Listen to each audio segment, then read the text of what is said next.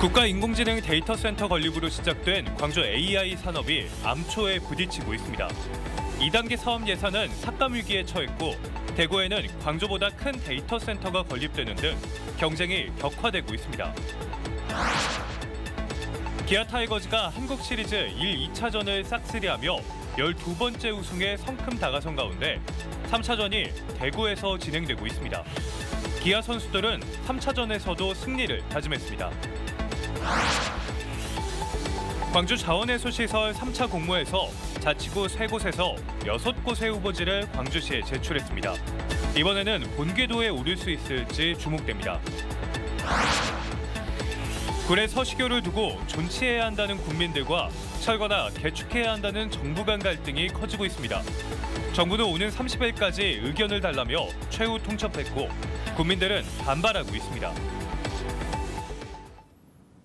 시청자 여러분 안녕하십니까? KBC 8시 뉴스 시작합니다.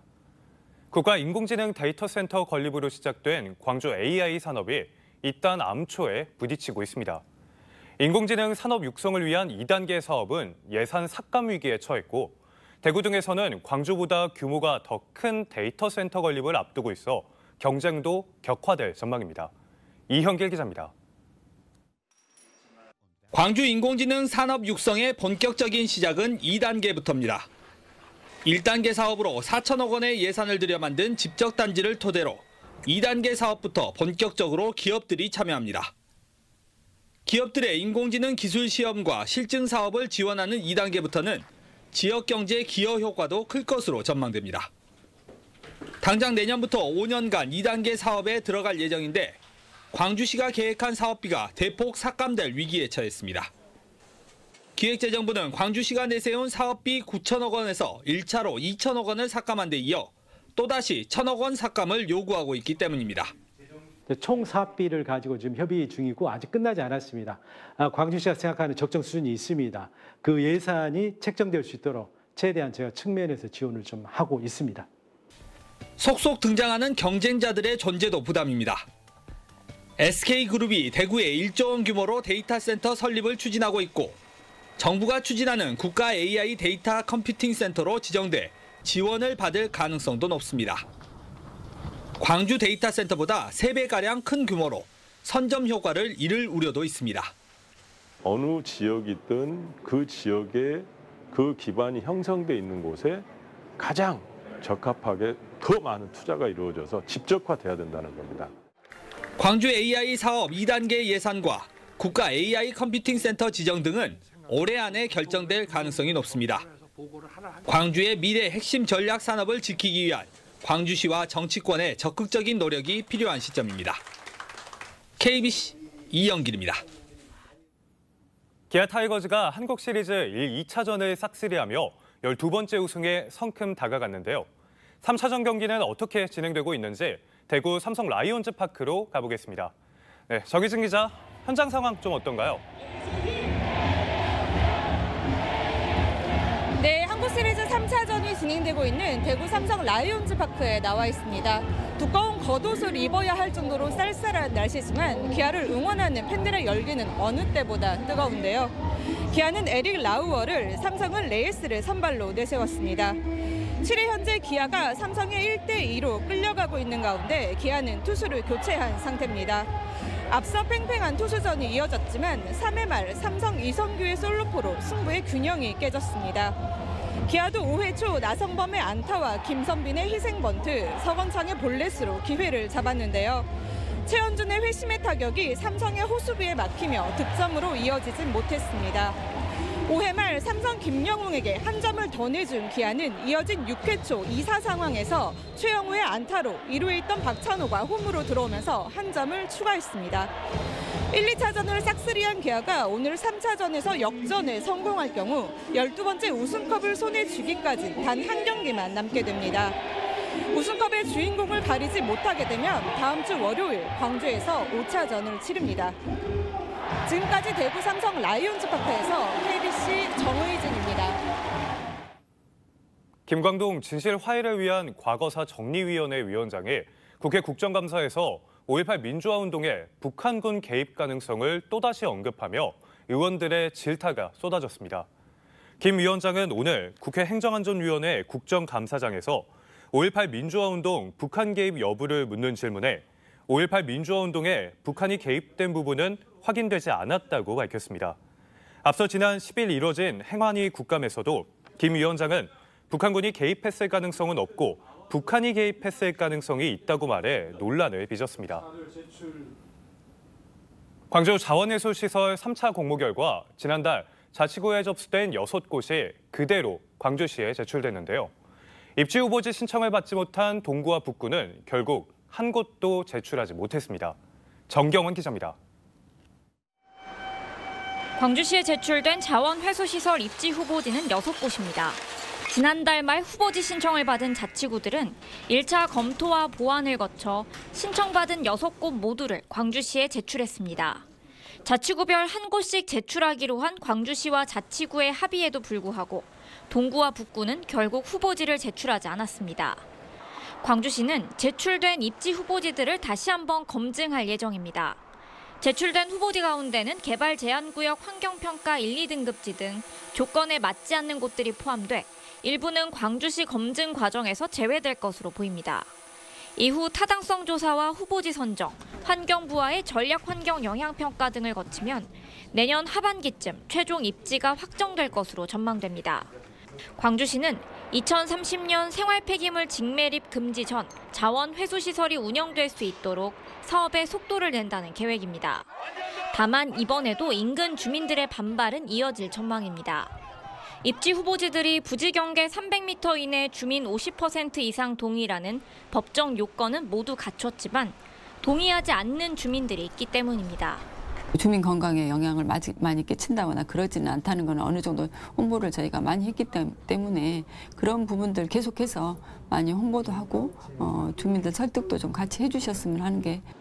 3차 공모까지 진행한 자원 회수시설 설치 사업이 이번에는 본궤도에 오를 수 있을지 주목됩니다.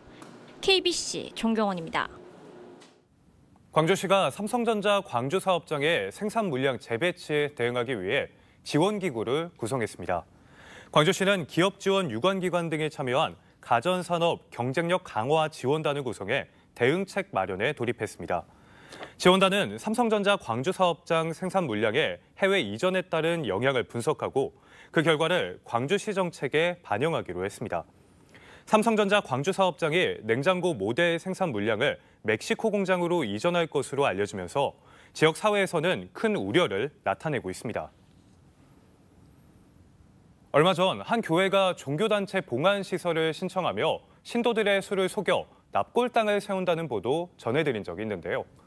해당 교인들만 들어갈 수 있는 이 납골당은 아직 행정소송 중이고 담양군이 허가를 내주지 않았지만 교인들이 아닌 일반인을 대상으로 영업을 시작했다는 의혹들이 나오고 있습니다. 최용석 기자입니다. 100억 원 가까이 들여 세워진 담양 대덕면의 한 납골당입니다. 여기에 설치된 봉안시설은 5,000기로 300명의 신도와 가족들을 대상으로 지어진 것입니다. 또 3층과 4층의 빈 공간에는 2만 기 이상의 봉안시설이 들어갈 수 있게 설계됐습니다. 하지만 최근 이 교회는 담양군의 최종 허가를 앞두고 교인이 아닌 일반인들을 대상으로 영업하는 불법 행위들이 포착됐습니다. 우선 해당 교회 측은 인터넷상 여러 블로그에 홍보 영상을 띄워 납골당을 홍보했습니다. 주변 환경과 납골당 시설이 최고라는 홍보 영상들은 모 스카이캐슬이라는 명칭과 함께 연락처까지 띄워져 있습니다. 그러면 여기 누구나 올 수 있어요? 올 수 있죠. 전라남도 사람 아니고 광주시 그냥 전국 어디나 뭐 돈만 주면 그렇죠. 이런 내용들에 대해 담양군 담당 부서는 우선 이 교회를 비호하기에 바빴습니다. 오히려 납골당에 들여오르는 일반인들을 신도로 등록하면 되지 않냐는 황당한 답변까지 내놓았습니다. 교인 가족들만 갈 수 있는데 일반인들은 못 들어가는 거죠. 그죠. 그리고 일반 사람들이 물어봤을 때 가능하다고 연락 주라던데. 그래서 신도가 될 거를 감안하고 얘기하시지 않았을까요? 또 아직 영업 허가 전이니 이런 홍보는 관계없다는 입장입니다. 일반 사람한테 특히 가수한테 홍보를 그건 뭐라고 우리가 아닌지 안 되게 할 수는 있죠. 하지만 하지만 무허가 영업행위도 담양군의 제재 대상입니다. 마을 주민들을 대신해 이 교회와 행정심판까지 했었던 담양군. 취재가 들어가면서 인터넷상 낙골당 홍보 영상들이 전부 삭제된 것으로 확인돼 담양군이 낙골당의 입장을 대변하고 있다는 의혹이 커지고 있습니다. KBC 최용석입니다. 검찰이 아파트 분양 전환 사업 과정에 뇌물수수 의혹을 받는 광주 광산구청 공무원에 대한 강제 수사에 돌입했습니다. 광주지법 반부패 강력수사부는 오늘 광산구청 공동주택과 등지에 수사관을 보내 광산구 도산동 민간임대 아파트 분양 전환 자료 등을 압수했습니다. 검찰은 2022년 말 해당 아파트가 분양 전환되는 과정에 공무원이 뇌물을 수수한 것으로 보고 혐의의 입증을 위해 압수수색 영장을 집행했습니다. 화순 전남대학교 병원이 지역 암 진료의 질적 도약과 양적 확장을 위해 제2의 국립암센터 건립을 추진하겠다고 밝혔습니다. 화순 전남대병원은 내일의 의학을 오늘 만나는 병원을 표어로 개원 20주년 기념식과 미래의료혁신센터 준공식을 열고 이 같은 미래상을 제시했습니다. 민정준 병원장은 20주년 기념사를 통해 혁신기술로 지역사회에 공헌하고 세계 최고의 암 전문 병원을 만들겠다며 제2의 국립암센터 건립 필요성을 역설했습니다. 또 미래의료혁신센터를 우리나라 차세대 백신과 면역치료 분야의 중심지로 운영하겠다고 강조했습니다. 구례 서시교를 두고 국민들과 정부의 갈등이 커지고 있는데요. 서시교를 존치해야 한다는 국민들과 철거나 개축해야 한다는 정부의 입장이 맞서고 있습니다. 정부는 이달 말까지 의견을 달라며 최후 통첩했고 구례구는 고심하고 있다고 말했습니다. 이상환 기자입니다. 구례 서시교 갈등의 핵심 쟁점은 홍수 피해 예방을 위해 다리를 얼마나 높여야 하느냐입니다. 익산지방국토관리청은 환경부 고시 등에 따라 홍수위로부터 여유 높이 2m를 확보해야 한다며 서시교를 3m 높여야 한다고 밝혔습니다.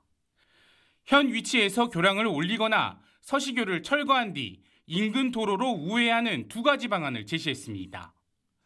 익산청은 오는 30일까지 최종 입장을 제시해달라고 구례군에 공문을 발송했습니다. 현재 이용하고 있는 서시교는 계획 홍수위보다 낮아서 하천 기본 계획 등에 부적합합니다. 그래서 이거를 만족하기 위해서는 최소 3m를 올리는 것은 불가피합니다. 하지만 국민들은 섬진강댐과 주암댐에서 대규모 방류만 하지 않는다면 현 서시교를 존치하는 것도 문제가 없다는 입장입니다. 또 높이더라도 0.67m면 충분해 익산청의 주장처럼 3m를 높이는 건 과하다는 겁니다. 예, 섬진강은 본류고요. 이 서시천은 지류입니다. 근데 그 본류에서 1.2km 떨어져 있는 이 지점에 섬진강 본류 기준으로 모든 기준치를 적용했다는 것이 우리 주민으로서는 이해가 안 되고 가행 적용이다. 특히 서시교를 현재보다 3m 높일 경우 제방 높이도 함께 높여야 해 도심 공간이 단절된다는 문제도 발생하게 됩니다. 이에 대해 구례구는 여유 높이 2m 규정을 서시교에 적용하지 않을 수 있는지 영산강 유역환경청과 협의에 나섰다고 밝혔습니다. 하지만 익산국토관리청의 최후 통첩을 받은 국민들은 구례군이 보다 적극적인 대응을 하지 않았다며 불만을 나타내고 있습니다. KBC 이상환입니다. 여수 국가산업단지에서 발생하는 안전사고에 대한 대응력을 높이기 위해 119 출장소가 산단 내에 신설됐습니다. 여수 소방서는 대규모 화학공장과 석유화학단지가 밀집해 있어 산업재해와 화재 등 각종 사고 발생 가능성이 높은 지역인 여수 산단의 효율적인 현장 대응을 위해 산단 119 출장소를 조성해 본격적인 운영에 들어간다고 밝혔습니다. 소방당국은 이와 함께 여수 산단 안전망 구축을 위해 내년부터 3년 동안 220억 원의 예산을 투입해 대형 화재를 진압할 수 있는 대용량포 방사 시스템도 구축할 예정입니다. 관급 계약을 따낸 업체로부터 뇌물 수수 의혹이 제기된 무안군청 공무원에 대해 영장 실질 심사가 열렸습니다. 광주지방법원 목포지원은 오늘 뇌물 수수 등 혐의를 받는 무안군 소속 4급 공무원 A씨의 구속 전 피의자 신문을 열었습니다. A씨는 무안군과 8억 원대 관급자재 공급 계약을 맺은 업체로부터 지난 2022년 3월과 5월 두 차례에 걸쳐 8천만 원을 받은 혐의를 받고 있습니다. A씨에 대한 구속 여부는 오늘 밤 늦게 결정될 예정입니다.